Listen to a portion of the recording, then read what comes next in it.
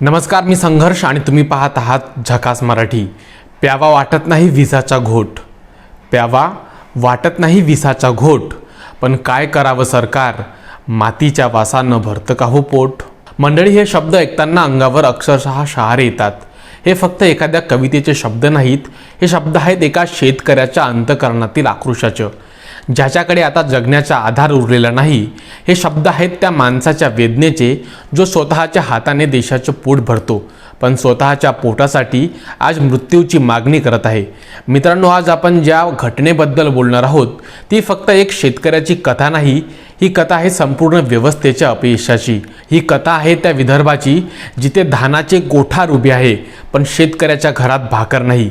ही कथा आहे चंद्रपूर जिल्ह्यातील नागभीड तालुक्यातील मिंथूर गावातील शेतकरी रोशन कुटे यांची। रोशन कुटे हे नाव घेतल्यावर तुम्हाला काही आठवलं का? गेल्या 3-4 महिन्यांपूर्वी हे नाव फार गाजलं होतं। रोशन कुटे एक सामान्य शेतकरी, जमीन फार मोठी नाही, उत्पन्न मर्यादित, घरात आजारी वडील, कुटुंबाची जबाबदारी आणि शेतीवर पूर्ण अवलंबून असलेलं आयुष्य। विदर्भातील लाखो शेतकऱ्यांप्रमाणेच रोशन कुटे याचं आयुष्यही कर्जाच्या सावटाखालीच सुरू होतं। शेतीसाठी पैसे लागतात, बियाणे, खत, औषधे, मजुरी, सिंचन, पण पिकाला भाव मिळेल याची खात्री नसते। अशा वेळी शेतकरी काय करतो? तो बँकेत जातो, पण बँकेचे नियम, कागदपत्रांची अडचण आणि प्रक्रिया इतकी गुंतागुंतीची असते की शेतकरी शेवटी कुठे जातो?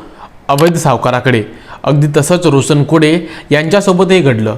त्यांनी घेतलं कर्ज फक्त 1 लाख रुपयाचं, हो 1 लाख, पण या 1 लाख रुपयांनी त्याच्या आयुष्याला असा विळखा घातला की त्यातून सुटण्यासाठी त्यांना स्वतःच्या शरीराचा अवयव विकावा लागला।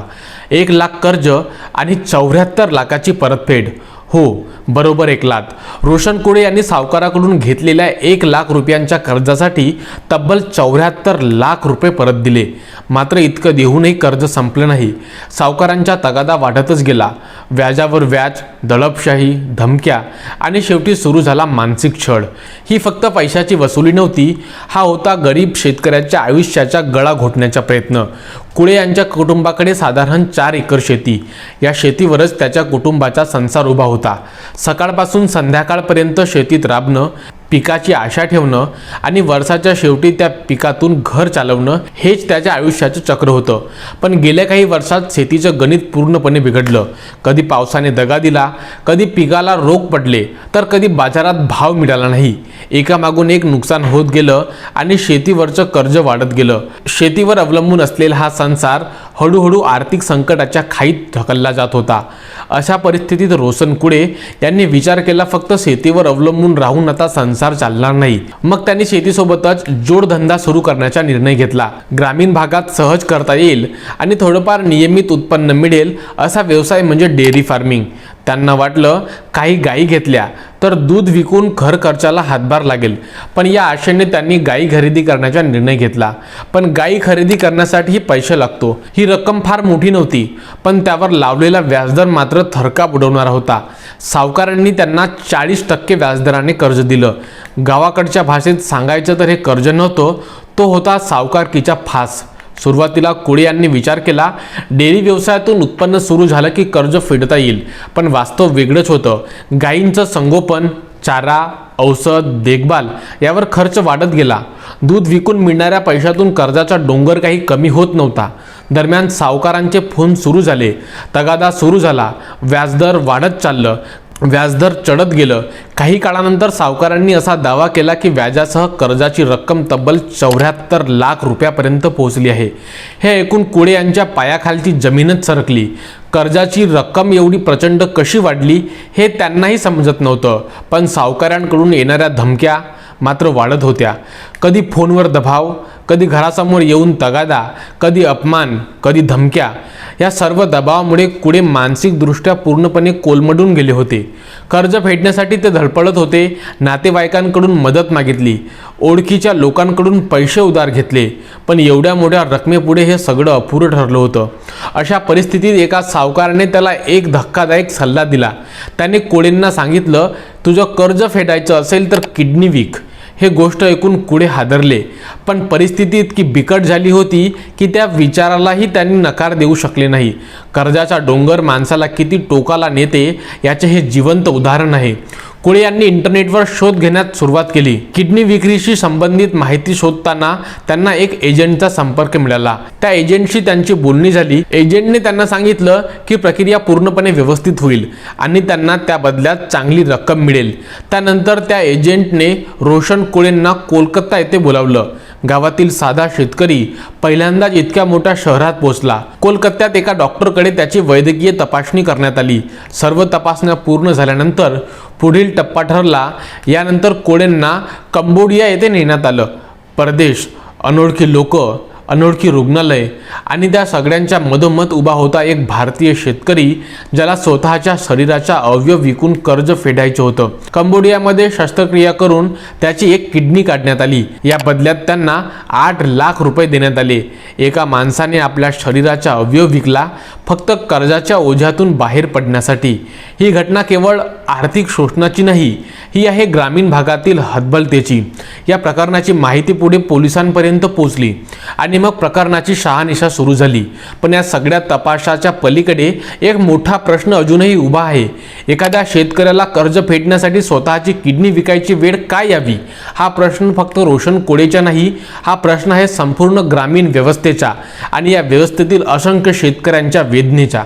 रोशन कुळे याच्या म्हणण्यानुसार सावकारांनी केवळ पैशाची मागणी केली नाही, त्यांनी त्याच्या वडिलाच्या नावावर असलेली काही हेक्टर जमीन स्वतःच्या नावावर करून घेतली आणि काही जमीन दलालामार्फत सावकाराच्या पत्नीच्या नावावर करण्यात आली. ही सर्व प्रक्रिया दबावाखाली, धमक्या देऊन आणि शेतकऱ्याच्या असहायतेचा फायदा घेऊन करण्यात आली. आज त्या शेतकऱ्याच्या हाती जमीन नाही, उत्पन्नाचा स्रोत नाही आणि जगण्याला आधारही नाही. प्रकरण उघडीस आल्यानंतर राज्यभर खळबळ उडाली. आंदोलने झाली, नेत्यांनी भेटी दिल्या, आश्वासनांची बरसात झाली. पालकमंत्री, आमदार, प्रशासन सगळ्यांनी एकच गोष्ट सांगितली, त्याला न्याय मिळेल. राज्याच्या अर्थसंकल्पीय अधिवेशनात मुख्यमंत्री देवेंद्र फडणवीस यांनी अवैध सावकारांवर कठोर कारवाईचे आदेश दिले. सावकारांची संपत्ती गोठविण्याची घोषणा झाली. पण प्रश्न असा आहे की घोषणा झाली पण कारवाई झाली का? रोशन कुळे यांच्या म्हणण्यानुसार 1.5 महिना उलटून कोणतीही ठोस कारवाई झाली नाही. सावकार अजूनही मोकाट फिरत आहेत. गेल्या 4 महिन्यांपासून रोशन कुळे जिल्हाधिकारी कार्यालय, पोलीस स्टेशन आणि विविध सरकारी कार्यालयांमध्ये उंबरठे झिजवत आहेत. पण आजपर्यंत त्यांना त्यांच्या शेतीचा ताबा परत मिळालेला नाही. एकीकडे सरकार शेतकरी कल्याणाची घोषणा करते, तर दुसरीकडे स्वतःची किडनी विकणाऱ्या शेतकऱ्याला न्याय मिळत नाही. हे पाहून प्रश्न पडतो, शासनाची संवेदनशीलता संपली आहे का? रोशन कुळे याच्या घराची परिस्थिती अत्यंत बिकट आहे. त्यांचे वडील मानसिक आजाराने त्रस्त आहेत. त्यांच्या पायाला अपंगत्व आहे. ते चालूही शकत नाही. पूर्ण कुटुंब रोशन कुळे यांच्यावर अवलंबून आहे. पण परिस्थिती आता अशी झाली आहे की एका किडनीवर जगणाऱ्या रोशन कुळे याची स्वतःची प्रकृती खालावत आहे. काम करण्याची ताकद उरलेली नाही. घरात उत्पन्न नाही, जमीन नाही आणि जगण्याचा आधारही नाही. या सर्व परिस्थितीने हतबल होऊन रोशन कुळे यांनी आता एक अत्यंत धक्कादायक निर्णय घेतला. त्यांनी थेट मुख्यमंत्र्यांना पत्र लिहून इच्छा मरणाची परवानगी मागितली आहे. माझ्या प्रकरणाला 4 महिने झाले पण अजूनही न्याय मिळालेला नाही. माझी शेती मला परत मिळावी हीच मागणी आहे. जर शासन मला मदत करू शकत नसेल तर मला इच्छा मरणाची परवानगी द्यावी. हे शब्द फक्त एका शेतकऱ्याचे नाहीत. आज प्रश्न असा आहे, जर एखादा शेतकरी स्वतः मृत्यूची मागणी करत असेल तर हा विकास आहे का? आज सरकार विकासाच्या मोठ्या घोषणा करत आहे, हजारो कोटींचे प्रकल्प जाहीर करत आहे, पण एका शेतकऱ्याची जमीन परत देण्यासाठी 4 महिने का लागतात? शेतकऱ्याच्या नावावर राजकारण करणारे नेते निवडणुकीच्या वेळी शेतकऱ्यांच्या घरी जातात, हात जोडतात, आश्वासने देतात, पण निवडणूक संपली की त्याच शेतकऱ्याला सरकारी कार्यालयाच्या दारात उभं राहावं लागतं. मित्रांनो, ही घटना एकटी नाही. विदर्भात गेल्या अनेक वर्षांपासून शेतकरी आत्महत्येचे प्रमाण सर्वाधिक आहे. भंडारा, गोंदिया, गडचिरोली, चंद्रपूर ही जिल्हे धानाचे कोठार म्हणून ओळखले जातात. पण प्रश्न असा आहे की धानाचे कोठार असलेल्या या प्रदेशात शेतकरीच सर्वाधिक हतबल आहे. आज रोशन कुळे न्यायाची वाट पाहत आहेत. त्यांना त्यांची जमीन परत मिळेल का? सावकारांवर कारवाई होईल का?